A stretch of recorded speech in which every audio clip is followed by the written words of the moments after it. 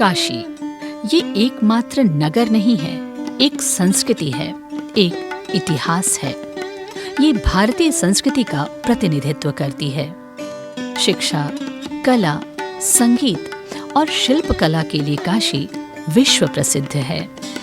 यहाँ सूती, ऊनी, रेशमी वस्त्रों की बुनाई की परंपरा प्राचीन काल से है। काशी के शिल्प परंपरा पूरे विश्व में विलक्षण और अद्वितीय है। यहाँ के वस्त्रों के विषय में कहा जाता है कि जितनी प्राचीन काशी है, उतनी ही प्राचीन यहाँ की बुनाई की परंपरा है। कई धार्मिक ग्रंथों में भी काशी में बने सुंदर वस्त्रों का उल्लेख मिलता है। काशी में वस्त्रों के बनने की परंपरा वैदिक काल से लगभग है, क्योंकि दुनिया का ये सबसे प्राचीनतम जीवित शहर है और कहा गया कि ये साक्षात शिव का शहर है। शिव ने इस शहर को, काशी को बसाया है। उसी समय से जो वस्त्र है, क्योंकि काशी को ये भी कहा गया कि सर्व विद्या की राजधानी, तो यहाँ पे जो वस्त्रों की परंपरा रही है, जो वस्त्रों की बुनाई की जो तकनीक रही है, वो अत्यंत प्राचीन काल से है। और यहाँ पे रेशम के वस्त्रों की बुनाई का काम अत्यंत प्राचीन काल से है। ब्रोकेड के बनने की परंपरा काफ़ी प्राचीन काल से है यहाँ पे। और ब्रोकेड मतलब जब हम कहते हैं तो थान के कपड़े, जिसमें कि जरी का प्रयोग ज़्यादा किया जाता है। रेशम के ऊपर में जरी का प्रयोग होता है, ताने बाने में जरी का प्रयोग ज़्यादा होता है, वेफ्ट में, और अलग अलग तरह की डिजाइनें बनती हैं। जो यहाँ के जो ब्रोकेड है, जो बाहर विख्यात हैं, जिसमें कि किमखाब एक बहुत बड़ा ब्रोकेड का नाम है, और ग्यासर, ग्यानटा, थंका, पेमा चंदी, बादल चंदी, दोरजे, परम पावन दलाई लामा का वस्त्र भी काशी से तैयार होता है यहाँ पे रेशम का। और इसके बाद में तो पूरी दुनिया में, खास तौर से हॉलीवुड में, यहाँ के ब्रोकेड के वस्त्र बहुत बड़े पैमाने पर प्रचलन में है। जब आधुनिक व्यवस्थाएं हुई, जिसमें कि रेशम की साड़ियों का प्रचलन काफ़ी बढ़ा है, और यहाँ के लिए तो कहा गया कि अगर जरी का प्रयोग साड़ी में नहीं हुआ है तो उसको लोग कहते नहीं साहब, ये शादी के लिए उपयुक्त नहीं है। तो शादी में काशी की साड़ी का जो प्रयोग है, बनारसी साड़ी जिसको कहते हैं, भारत के अलग अलग राज्यों में नहीं, नेपाल में, श्रीलंका में, तमाम दूसरे देशों में, और जो ब्रोकेड है यहाँ के, वो दुनिया के सभी बौद्धिस्ट देशों में जाते हैं। और आज की तारीख में भी वाराणसी, बनारस या काशी, जो भी आप नाम से पुकारे हैं, दुनिया का सबसे बड़ा हैंडलूम वीविंग का क्लस्टर है। काशी पहले सूती वस्त्रों के लिए प्रसिद्ध था। यहाँ सूती वस्त्रों की बुनाई होती थी, जो बहुत ही महीन और मुलायम होती थी। फिर धीरे धीरे सूती वस्त्रों का स्थान रेशमी वस्त्रों ने ले लिया। इसके मुख्य उत्पाद बनारसी साड़ियाँ और ब्रोकेड हैं। समय के साथ बनारसी साड़ियाँ और ब्रोकेड बुनाई की शैली में परिवर्तन परिलक्षित हुए। बुनाई की ये कला और भी समृद्ध हुई और इसे उच्च स्तर पर पहुंचा दिया गया। काशी का ये हस्तशिल्प और यहाँ के शिल्पकारों ने अपनी कला के माध्यम से दुनिया को अपना मुरीद बना लिया है।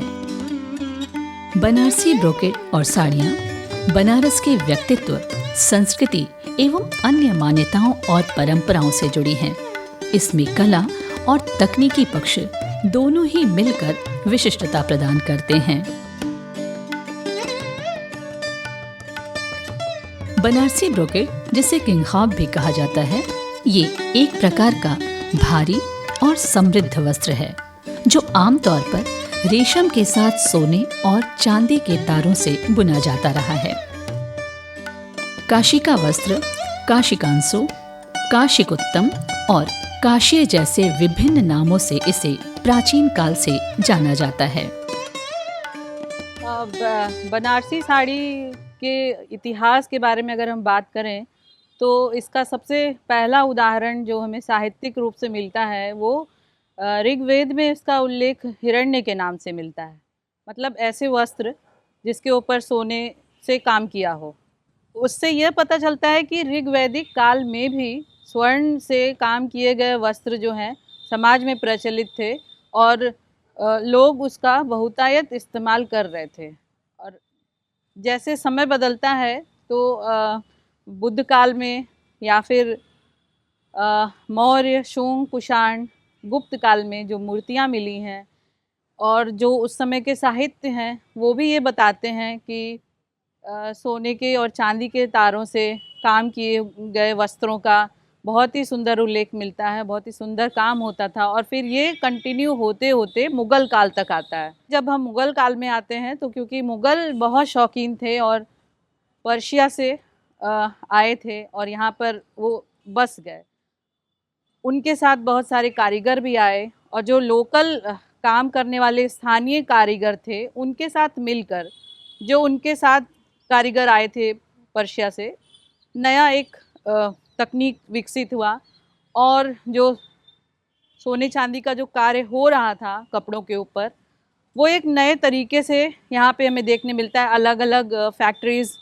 स्थापित हुई थी इस काल में, गुजरात में, दक्षिण भारत में, और बनारस उसका एक केंद्र इसलिए भी था क्योंकि ये एक ऐसी जगह पे स्थित है जहाँ पर जो कि वेल कनेक्टेड रूट है, सब जगह से जुड़ा हुआ है, नदियाँ हों चाहे सड़क हों, विंध्य का क्षेत्र है तो दक्षिण भारत में आप आसानी से जा सकते हैं और उत्तर भारत भी, और नदियों के थ्रू आप और दूसरे जो क्षेत्र हैं उस तक आसानी से पहुंच सकते हैं। तो इस तरह से एक ऐसा सेंटर था जहां हर कोई आता रहा और अलग अलग तरह की जो कपड़े हैं यहाँ पे डिमांड में बढ़ती गई। ये वस्त्र शुद्ध हस्तकला का प्रतीक है जिसके निर्माण में अत्यधिक कलाकारी और सावधानी की आवश्यकता पड़ती है, जो देखने में बहुत ही आकर्षक होती है। प्राचीन काल से ही किंखाब वस्त्र को धारण करने का उल्लेख मिलता है। धीरे धीरे बनारस के बुनकरों ने बनारसी ब्रोकेट की तरह रेशम के साथ सुनहली और रुपहली जरी से बनारसी साड़ियों का निर्माण करना शुरू किया। बनारसी साड़ी को सौंदर्य का प्रतीक तथा सुहाग का पर्याय भी माना गया है। सभी वर्ग के लोग इसे विवाह आदि अवसरों पर मूल्यवान वस्तु की तरह उपहार में देते हैं। इसे उपहार में देना शुभ माना जाता है। मांगलिक अवसरों पर महिलाओं द्वारा बनारसी साड़ी पहनने की परंपरा रही है। इसे पहनना सम्मान का सूचक माना जाता है। रेशम की उत्तम बुनाई, उस पर कसीदे की कढ़ाई ने बनारस की रेशम और जरी की बुनाई को विश्व में सुविख्यात किया है। बनारस में कई क्षेत्रों में बनारसी साड़ियों की बुनाई होती है।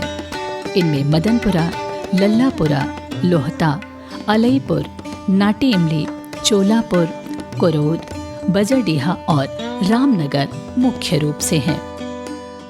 बनारसी साड़ियों की बुनाई की तकनीक अत्यंत जटिल होती है और इसमें कुशल कारीगरों की जरूरत होती है।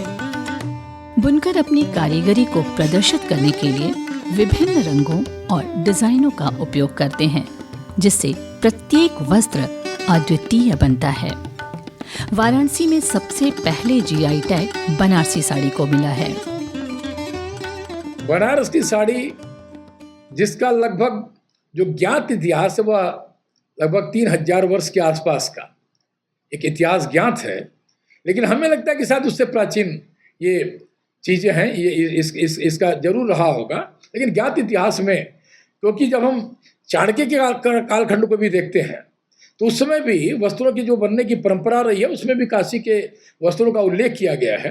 और हमें लगता है कि बनारस में जो सबसे बड़ी विशेषता ये है कि बनारस मतलब सैकड़ों, क्या अभी तो हजारों तरह की डिजाइनों के लिए ख्याति प्राप्त है। मैं आपको बताऊं कि जीआई होने के बाद बनारस के हैंडलूम के साड़ियों की डिमांड लगभग 4 से 5 गुनी अधिक बढ़ गई है और बुनकरों के वेजेस में, उनके पारिश्रमिक में लगभग 3 से 4 गुना का इजाफा हुआ है। और आज की तारीख में लोग खोज नहीं पा रहे हैं, समझ नहीं पा रहे हैं कि हमें हैंडलूम की साड़ियाँ मिलेंगी कहाँ, लेकिन वापस दौर लौटाया जीआई की वजह से। काशी के इस वस्त्र ने हजारों बुनकरों को तैयार किया है। ये बुनकर समुदाय अपनी मेहनत और समर्पण से पीढ़ियों से इस कला को आगे बढ़ा रहे हैं। इन्होंने अपने अनूठे, सुंदर और कलात्मक डिजाइन से बनारसी साड़ी के व्यवसाय को विश्व में सर्वोच्च स्थान पर पहुंचाया है।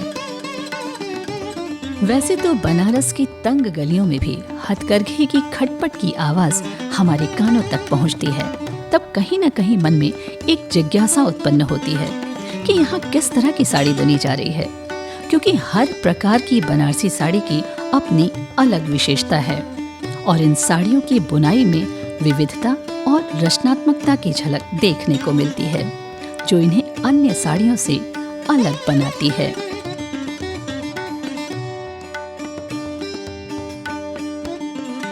बनारस की गलियों की तरह ही यहाँ के कपड़ों की दुकानों पर भी शोकेस में सबसे पहले आपको रंग बिरंगी आकर्षक डिजाइनों की बनी बनारसी साड़ियाँ ही नजर आएंगी, जो ग्राहकों को अपनी ओर आकर्षित करती हैं। ये बनारस को एक खास पहचान देती है।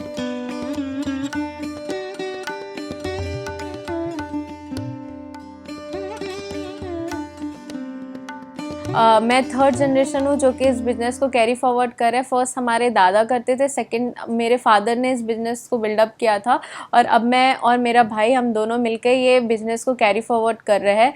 मैं आपको इन बनारस के ट्रेडिशनल ब्रोकेट के बारे में बताना चाहती हूँ, जो कि ब्रोकेट उसको हम लोग किम ख्वाब भी बोलते हैं, ड्रीम ऑफ द क्लोथ बोलते हैं। उसका मतलब ये है कि ख्वाबों में पहनने वाला क्लोथ, जो कि जिसको पहनने के बाद ऐसा एकदम जिसमें चमक हो, जिसमें जरी हो, रियल हो, उसमें हाथी घोड़ा और पूरा ट्रेडिशनल डिज़ाइंस बनाए हो। पहले वो जो किमखाब हुआ करते थे वो भगवान के कपड़ों में और ये सारी चीज़ों में यूज़ किया जाता था। अब जो है उसको शेरवानी में, वेस्ट कोट में, इन सारी चीज़ों में कर सकते हैं। इसके साथ साथ ब्रोकेट के साथ साथ बहुत सारे कई टेक्निक ऑफ वीविंग है। जैसे कि आप फर्स्टली आप बोल दो बूटी साड़ी, तो बूटी साड़ी क्या होता है कि उसमें सारा जो है हमारा इधर काम वो कढ़वा टेक्निक से बनता है। कढ़वा मीन्स काढ़ के काम करना, तो उसको एक्स्ट्रा वेव कढ़वा टेक्निक बोलते हैं। बेस जो होता है आपका फैब्रिक का एक चलता रहता है और उसके ऊपर जरी की काम की गई होती है, वो भी साथ में बूटी बनती जाती है। बूटी साड़ी जो होती है फर्स्ट वो दूर दूर होता है। उसके बाद नेक्स्ट आता है, अगर आप टेक्निक की बात करो तो कढ़वा है, फिकवा में आपका एज टू एज जाता है, और फिर एक कटवर्क साड़ी होती है जो कि उसको हम पीछे से काट के काम करते हैं। देन फिर कढ़ियल है, जामदानी है। कड़ियल में क्या होता है कि हम जो है आपका बॉडी एक कलर का होता है और बॉर्डर जो है काट के दूसरे कलर का हम कंट्रास्ट में काम करते हैं। थर्ड उसके बाद होता है जामदानी। जामदानी में हम नीचे जो है खाखा लेआउट रख के कॉटन पे काम किया जाता है। जंगला होता है, जंगला में क्या है कि आपका ओवरऑल पेड़ क्रीपर्स होता है, बेल और फ्लावर होता है, प्लांट्स होता है, ये सारा। फिर उसके बाद शिकारगा होता है। शिकारगा में आपका animal hunting scene, peacock, elephant, ये सारी चीजें, सारा आपका ओल्ड ट्रेडिशनल है।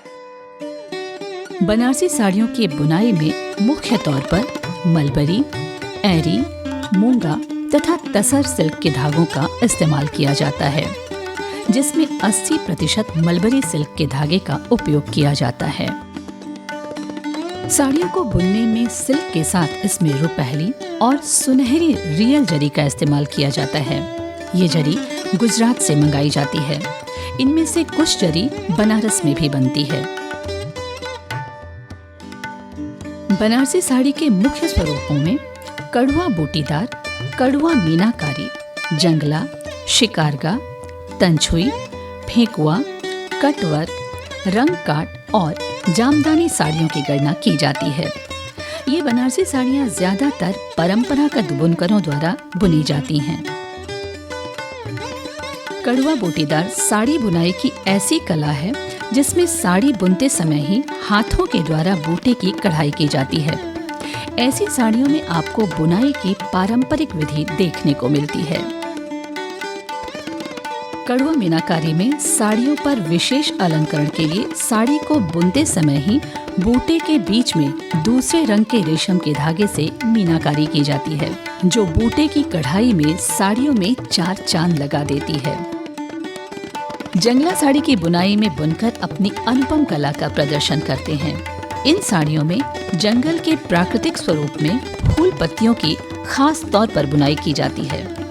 इसमें पूरे साड़ी में डिजाइन बुनी जाती है। प्राकृतिक स्वरूप और आकर्षक रंगों से बनी ये साड़ियाँ महिलाओं के सौंदर्य में 4 चांद लगा देती हैं। शिकारगाह साड़ी, इसे खास तरह से बनाया जाता है। इसमें पशु पक्षी बेल बूटे तथा कभी कभी शिकारी के दृश्य का भी संयोजन किया जाता है। ये बनारस की पारंपरिक डिजाइन है। इसकी बुनाई की तकनीक जटिल होती है। ये इसकी खास पहचान है। तनछोई साड़ी, नाम ही ऐसा है कि जो तन को छू जाए वो तनछोई है।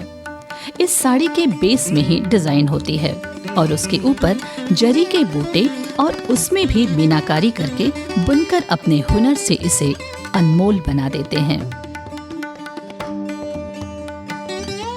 रंग काट साड़ी, रंग काट साड़ी जो कि बहुत ही खूबसूरत दिखती है। इसमें कई रंगों का बाना इस्तेमाल किया जाता है। अलग अलग रंगों के बाने से रंगों को काटा जाता है जिससे साड़ी कई रंग में दिखती है। ये साड़ी अपनी अलग छवि बिखेरती है। बनारस की हथकरघे की बनी प्रत्येक साड़ी अद्वितीय होती है। बनारस की जामदानी साड़ी जो रईसों और राजघरानों में ज्यादा पहनी जाती है। शुद्ध सोने और चांदी के तारों तथा कॉटन और रेशम के धागे से बनी साड़ी बहुत ही हल्की और सुंदर होती है। इसे बुनने में कम से कम 2 से 3 महीने का समय लग जाता है। ये साड़ी बहुत महंगी होती है। इसमें कुछ खास रंगों का इस्तेमाल किया जाता है। कटवर्क साड़ी, जिसमें बेल और बूटे की डिजाइन बुनी जाती है और जब ये बनकर तैयार होती है उसमें उल्टे तरफ रेशम का धागा जाल के जैसे दिखाई देता है। इसे काटकर निकाल दिया जाता है। इसे कटरौना तथा कटवर्क की साड़ी कहते हैं। बनारसी साड़ी कई प्रकार की बनती है। कटवर्क में बनता है, तेंछुई में बनता है और कड़ुआ भी बनता है। और उसमें आजकल साड़ी के साथ साथ लहंगा बन रहा है, दुपट्टा बन रहा है और सूट भी बन रहे हैं। आजकल सारी चीज़ें बनारसी में बनती हैं। कबीरदास जी ने झीनी झीनी रे बीनी चदरिया कहकर बुनकरों की व्यावसायिक संलग्नता को आध्यात्मिक स्वरूप प्रदान किया। बुनकर अपनी कला को अगली पीढ़ी को सिखाते हैं जिससे ये परंपरा समृद्ध रूप से आगे बढ़ रही है। बनारसी साड़ियों की रचना की प्रक्रिया की अपनी विशिष्टता है जो पूरी तरह कला और कौशल पर आधारित है। इसके निर्माण की प्रक्रिया विभिन्न चरणों में होती है। डिजाइनर द्वारा डिजाइन पेपर पर तैयार किया जाता है और फिर उसे दफ्ती पर डिजाइन के अनुरूप पंच करके होल बनाया जाता है। इसे जकार्ड के ऊपर लगाया जाता है। इससे डिजाइन उभर कर आती है। अब बात आती है रेशम, जरी और रंग की। ये सभी चीजें बुनकरों को स्थानीय बाजार में आसानी से मिल जाती हैं तथा राष्ट्रीय हथकरघा विकास निगम के माध्यम से बुनकर सेवा केंद्र चौका घाट वाराणसी से बुनकरों को कच्चा माल उपलब्ध कराया जाता है। इसके अतिरिक्त साड़ी बुनने का प्रशिक्षण भी क्लस्टर के माध्यम से दिया जाता है। बनारसी साड़ी बनाने में कटवर्क ट्रेनिंग पे, कटवर्क वर्क पे, कड़ुआ वर्क पे बनारसी साड़ी बनता है। और सरकार द्वारा अनुदान ये मिलता है कि सरकार हमें NHDC के थ्रू धागा देती है और उसमें WSC के थ्रू हमें पूरा काम का साज और जकार्ड ये सब प्रदान करते हैं हमें। और उनके थ्रू WSC के थ्रू हमें एक समर्थ योजना के तहत ट्रेनिंग भी मिलती है जिसमें एज ए मास्टर ट्रेनर हम इस समय ट्रेनिंग करा रहे हैं। मैं साड़ी बनाने के साथ साथ फिर उसमें क्या है कि नए बुनकरों को और जो हमारे पुराने बुनकर हैं उनको भी ट्रेनिंग देते हैं। सबसे पहले रेशम के धागे की साबुन के पानी में खराई की जाती है। उसके बाद धागों को डाई किया जाता है। फिर उसे सुखाया जाता है। एक एक धागे को अलग अलग करके तुर पर तानी को लपेट दिया जाता है। नरी पर बानी और जरी भरा जाता है। घरेलू महिलाएं इस काम को बहुत ही कुशलता और शीघ्रता से करती हैं। फिर तानी और बानी से जकार्ड पर साड़ियों की बुनाई की प्रक्रिया शुरू की जाती है। ये बुनकर अपनी हाथ की उंगलियों और पैरों की सहायता से इन साड़ियों को बुनते हैं और ये अपनी कठिन परिश्रम से अपनी कला को दिखाने में कोई कसर नहीं छोड़ते। जितना पुराना बनारस शहर है उतना ही पुराना यहाँ बनारसी साड़ी का उद्योग है। बनारसी साड़ी इतना महत्वपूर्ण है कि हम किसी भी, चाहे अमीर हो चाहे गरीब हो, हर एक व्यक्ति अपने बेटी के शादी में साड़ी देता है और उस साड़ी पहनने के लिए पहन करके बहुत अपने को गौरवान्वित महसूस करती है। इसलिए बनारस में ही नहीं, पूरे भारत में और भारत के अलावा विदेशों में भी जहाँ पर हमारे भारतीय हैं वो बनारसी साड़ी को महत्व देते हैं। बनारसी साड़ी कई प्रकार के होते हैं। सिल्क का जो बना हुआ बनारसी साड़ी है, वास्तविक में देखा जाए तो सिल्क बनारस में होता नहीं है, लेकिन उसको बनारसी सिल्क बोलते हैं। यहाँ पर कल क्रिएशन है, क्रिएटिविटी है। यहाँ हुनर बनारस का इतना ज़्यादा प्रसिद्ध है कि अपने हुनर के बदौलत पूरी दुनिया में फेमस है। साड़ियों को तैयार करने के बाद बारी आती है इसकी मार्केटिंग की। तैयार साड़ियों का व्यावसायिक स्वरूप वर्षों से आज भी एक सा दिखाई देता है। बुनकर रेशमी साड़ियों को कपड़े में लपेटकर व्यापारियों की गद्दी और दुकानों पर ले जाते हैं। आजकल कपड़े के स्थान पर वे दफ्ती के बड़े आयताकार डिब्बे में लेकर घूमते हैं। व्यवसायी साड़ी के रेशम तथा उसके डिजाइन का निरीक्षण करके अपने लाभ के अनुसार सौदा करते हैं।